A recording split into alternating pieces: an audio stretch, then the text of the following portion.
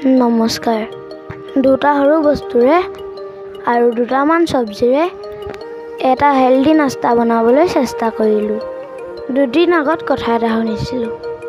কোনোবাই কৈছিল ল'ৰা আৰু ছোৱালীৰ কাম বোলে বেলেগ বেলেগ। কিন্তু মোৰ এই কথা মানিবলৈ মন নগ'ল।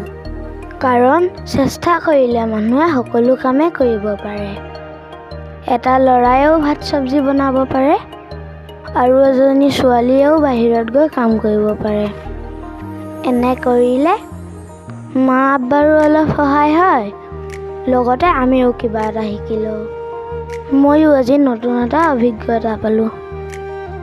আজি বনাই পিনি শেষত এটা কথাই গম পালোঁ, পাকঘৰত কাম কৰা ইমান সহজ নহয়। মাহঁতে আমাৰ কাৰণে এনে কষ্ট দিন ৰাতি কৰে। গতিকে তেওঁলোকে যেনেকৈ দিয়ে সেনেকৈ খাই উঠি ধন্যবাদ জনাব লাগে। খোৱাত ভুল ধৰি থাকিলে তেওঁলোকে মনত দুখ পাব।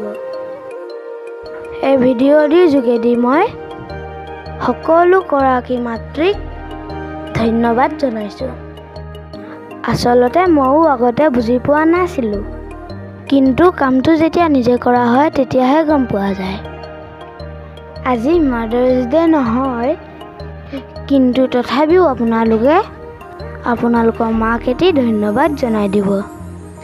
আপোনালোকৰ এষাৰ ভাল মাতেই মা দেউতাৰ মনত বহুতো শান্তি আৰু সাহস দিয়াৰ লগতে সকলো কষ্টই দূৰ কৰি দিয়ে। পিছে আজিৰ দিনটো মোৰ বহুতে ভাল লাগিল। পুনৰ লগ পাম অন্য এটি ভিডিঅ'ত, তেতিয়ালৈকে ধন্যবাদ।